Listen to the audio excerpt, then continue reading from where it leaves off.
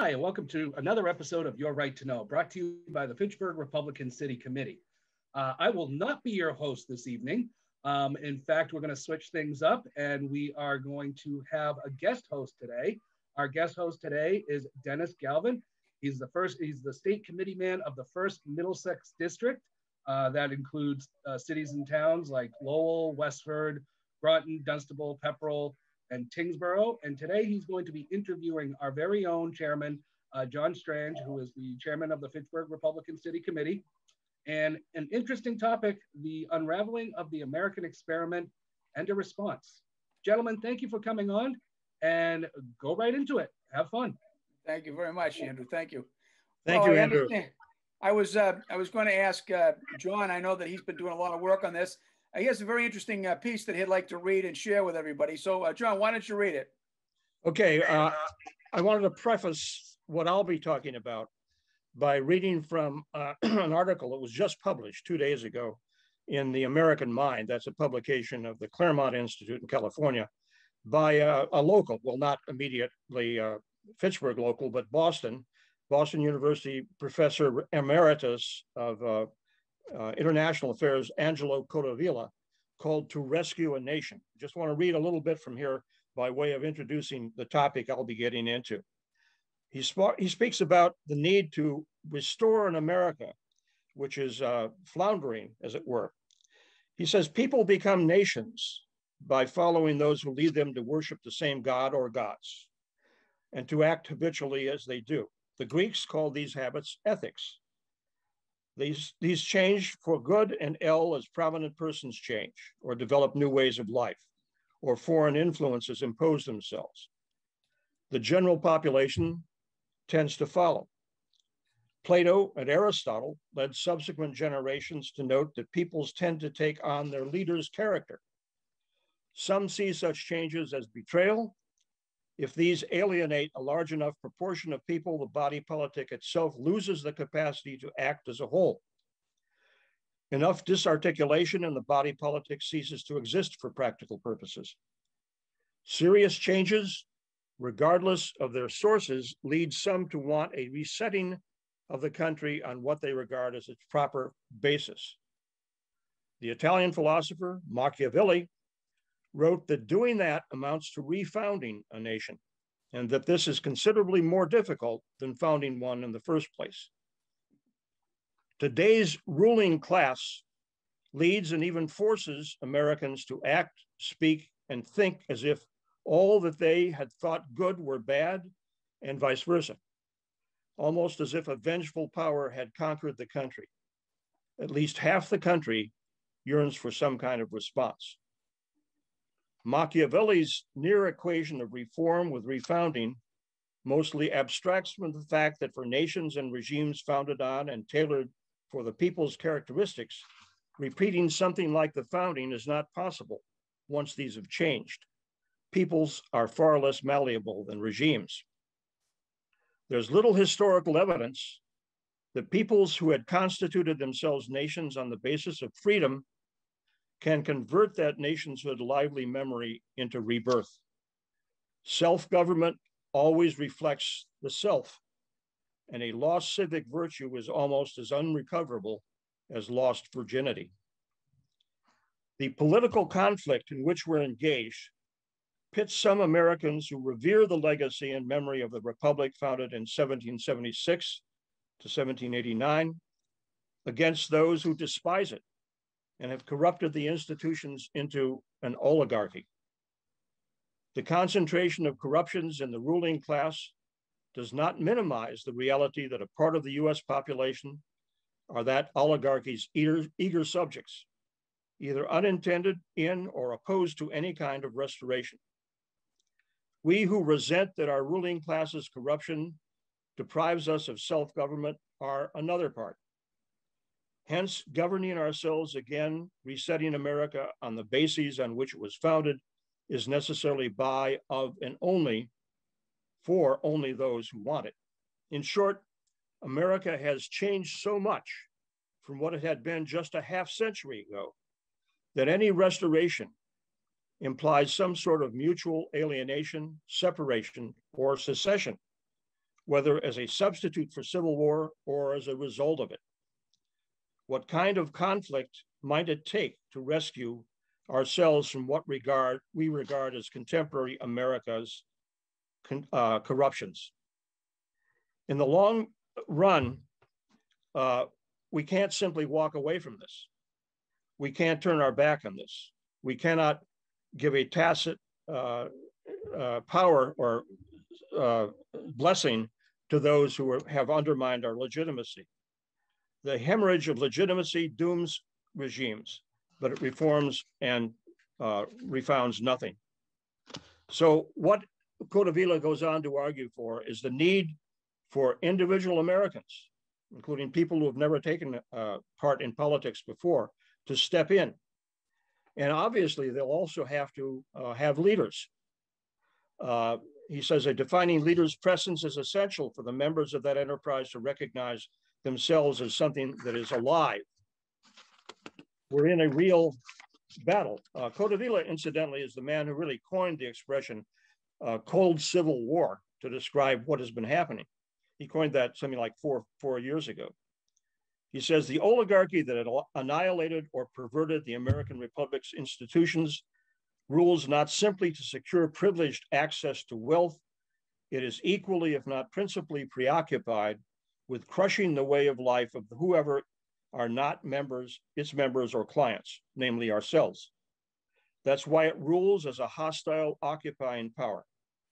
Having replaced the distinction between public and private, between ins and outs, our oligarchy, like all others, exercises power through all manner of connected corporations and individuals in business, education, the media, etc. Each and every part of this oligarchy oppresses us and stands in the way of our reestablishing our Republican way of life. Each and every part is an enemy. Treating each and every one and their leading individuals as the enemies they are is what we shielding ourselves from their power as we reestablish self-rule is what rescuing and refounding America is about. Well, I'll stop here. I think you've gotten a sense of where Codevilla is going here. He's saying we're really in a serious situation, such a serious situation that requires almost a refounding of our country. And he recognizes that many people, probably half the population, won't agree with that. Here it bears remembering that in our own American Revolution, it's estimated that 1/3 of the population remained pro-British, 1/3 was for independence, and 1/3 was indifferent. So we have here an historical parallel. Okay, Dennis. So the themes that you just expounded upon, interesting enough, shared by the following writers. One of them would be Victor Davis Hanson, who's a very strong conservative writer. Another one would be Jonah Goldberg, used to write for the National Review, had a great book called Liberal Fascism. And ironically, the third person would be Noam Chomsky, of all people, right? Those themes come out of all of these three. So as you mentioned, this has been going on for a while. This has been happening, and I think it's been. But let me ask you a question: what do you think has really made the difference so stark, as opposed to 50 years ago, when many of us might have been just lulled into accepting the status quo? Well, clearly a major factor is education.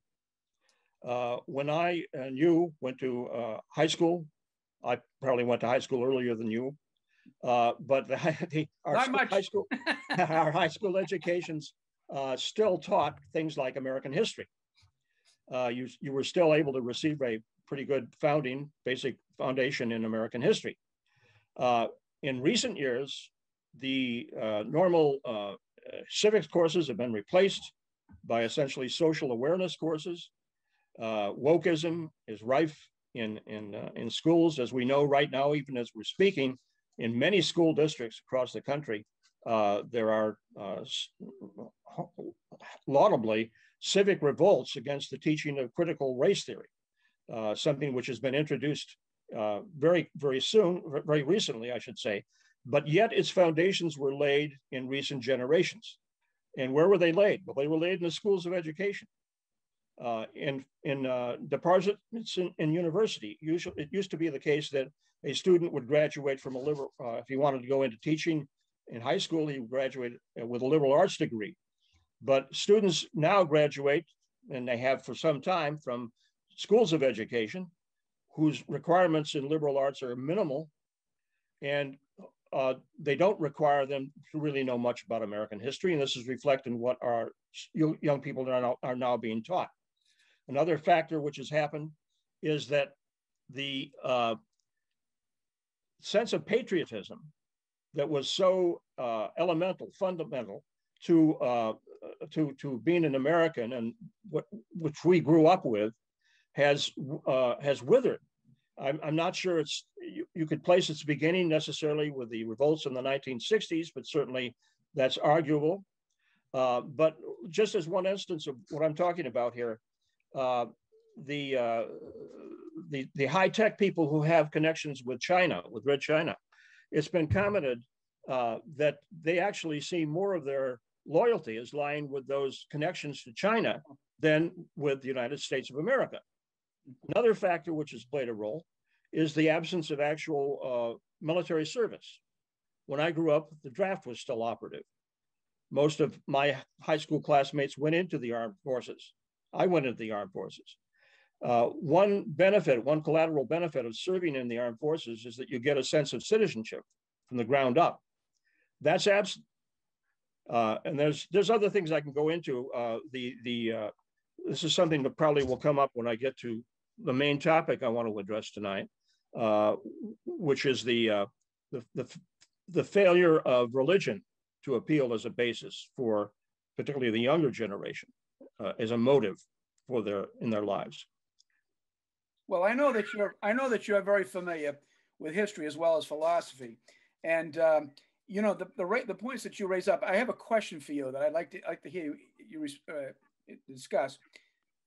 You talked about America 50 years ago, which I absolutely remember. All right, civics taught in high school, strong religious bearing, long respect for the military, a culture of service from our parents and everything else.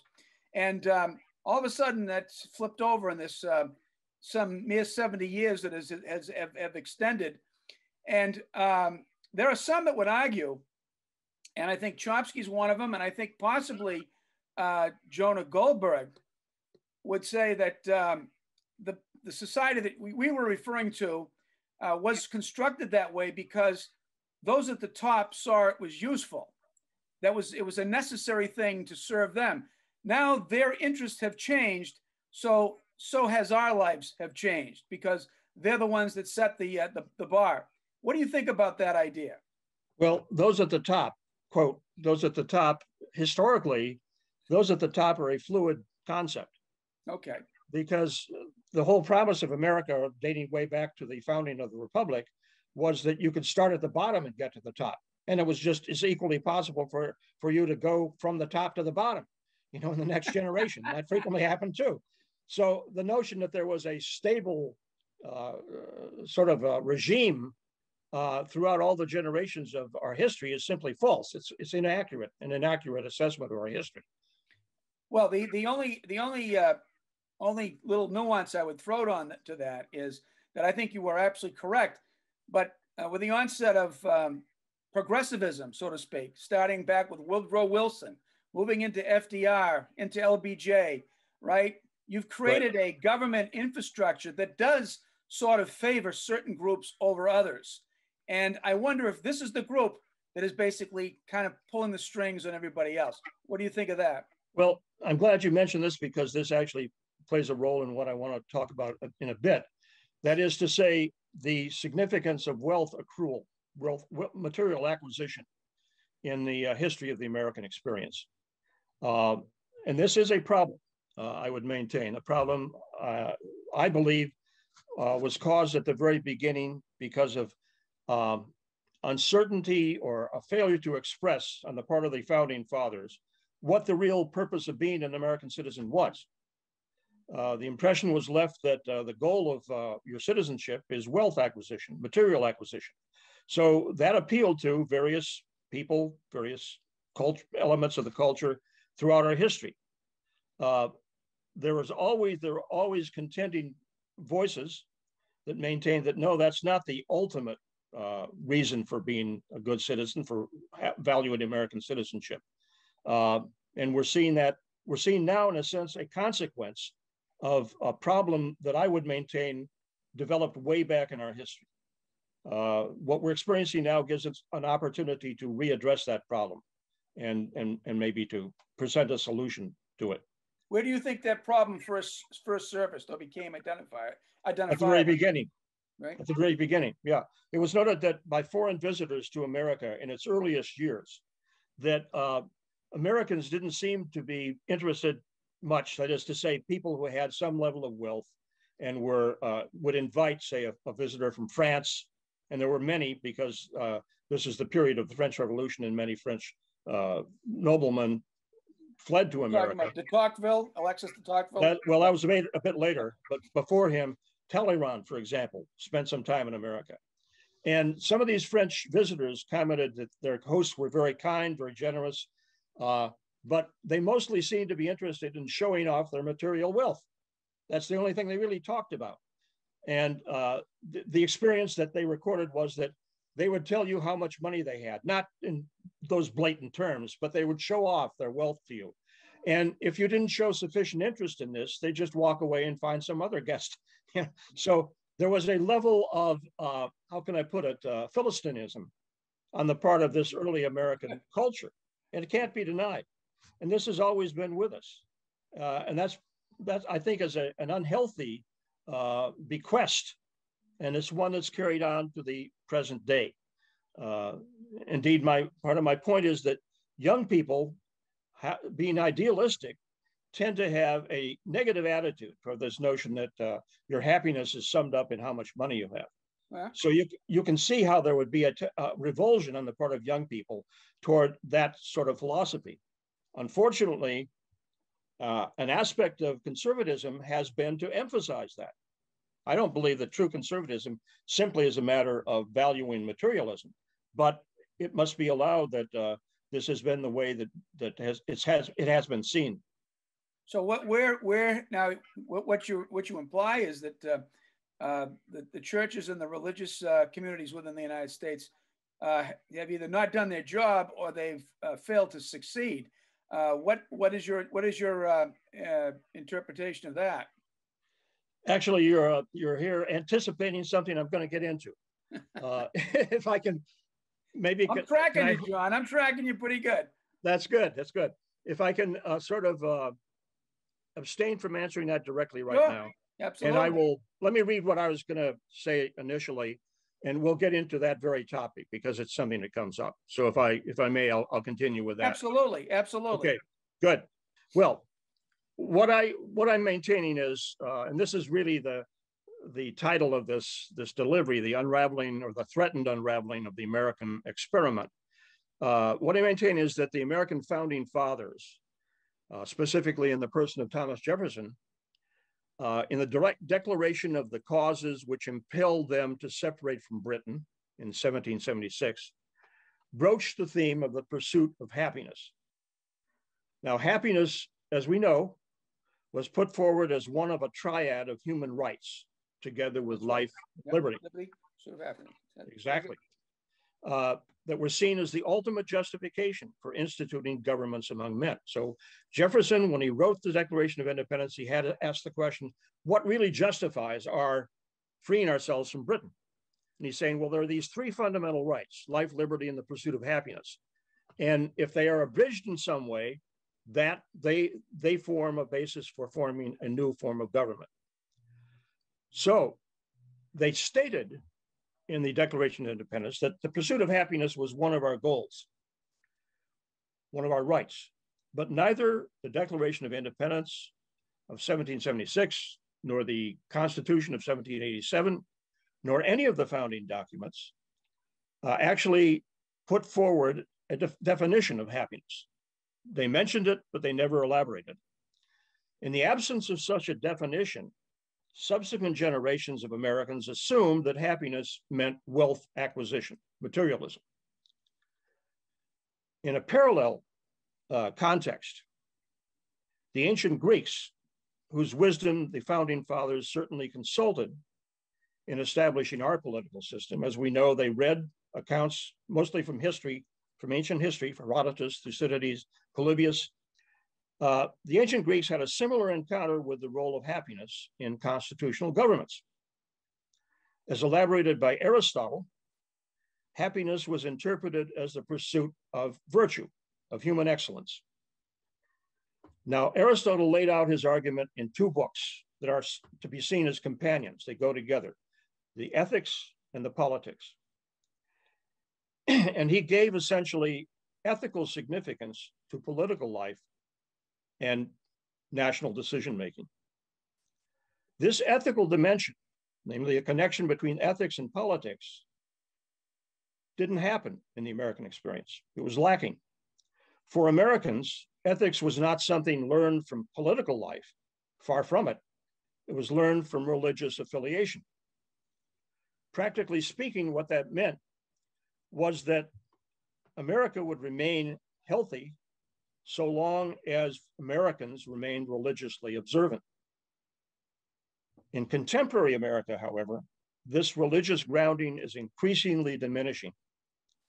Recent surveys of religious affiliation of young Americans show that nearly half of millennials don't know, care, or believe in God. And I have actually the major study is by the Pew Institute, which is a long history. It's a long history of polling on things like this. And if we have time later, I can show you some of what they found.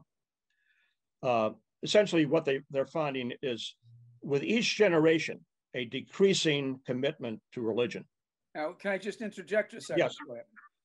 Yes. The argument that you're making is very similar to the same argument that was made by European conservatives on the dawn of capitalism.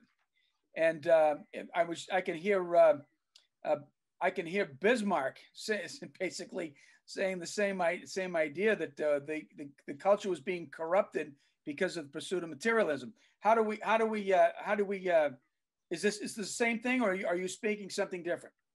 Well, I am speaking somewhat differently here, because I'm saying that the problem was entrenched from the beginning, and it was as if, because there was no competing conception of what happiness was, it was assumed by Americans through the generations that it was a question to be resolved by your religion, by your church. That's correct.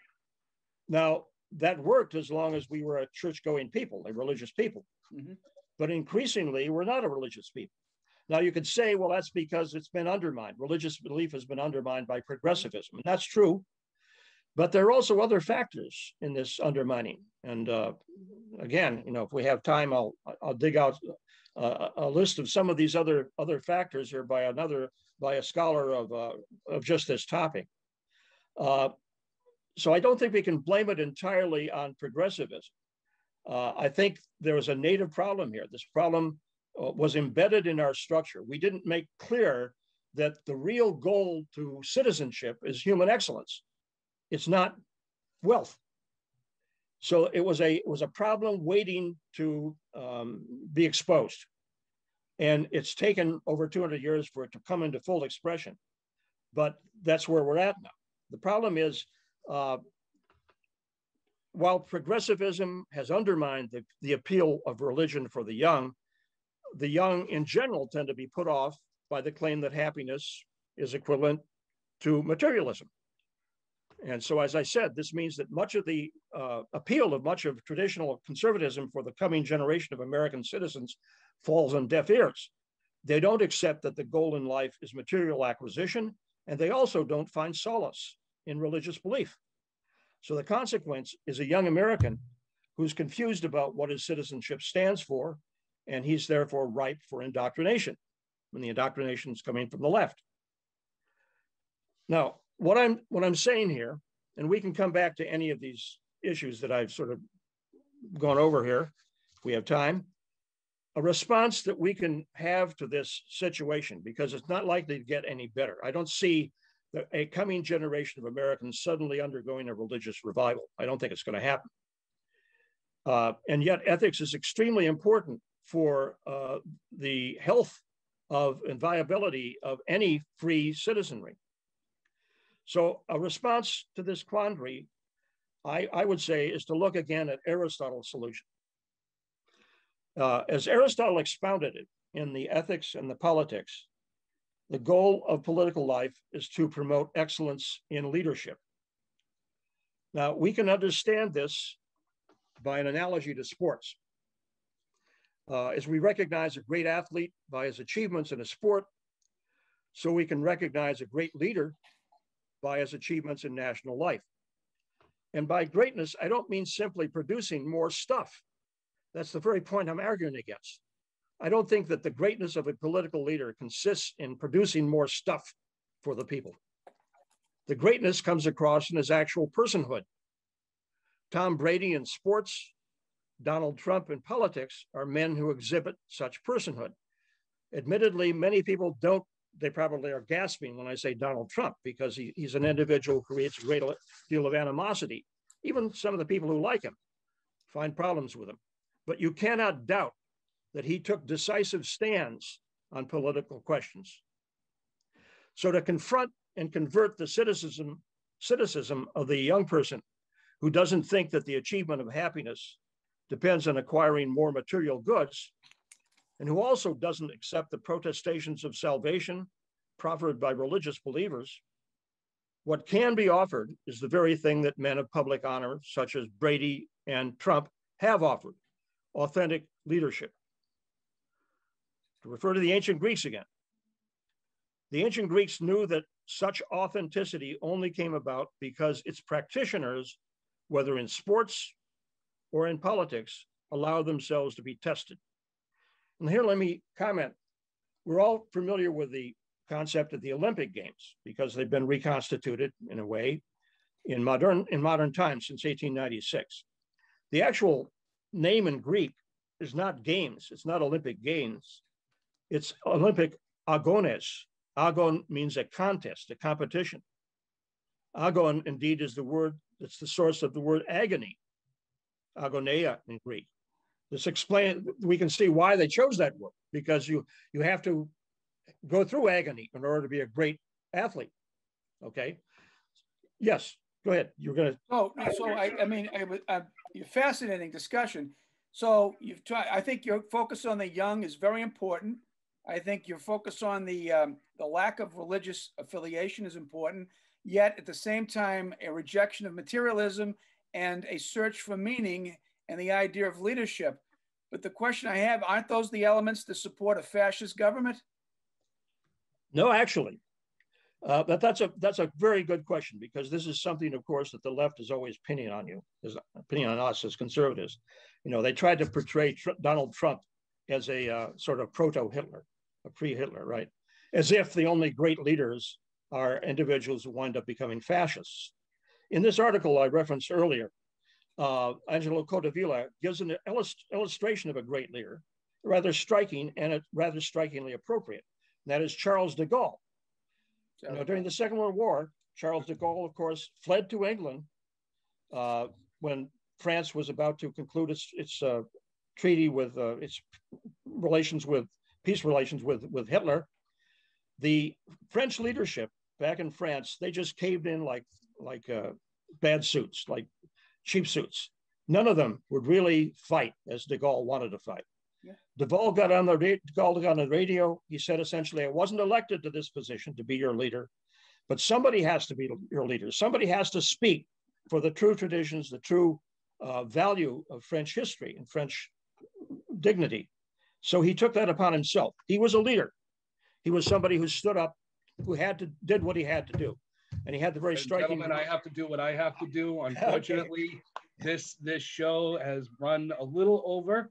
That was fast. That was fast. It's a half hour. A half hour show goes very quickly. But gentlemen, I want to thank you. And I also want to thank our audience tonight for tuning in to Your Right to Know. And maybe we can have these two gentlemen on again for part 2 of this series, because it's a very interesting conversation you gentlemen were having. Thank you. Thank you, and have a good night.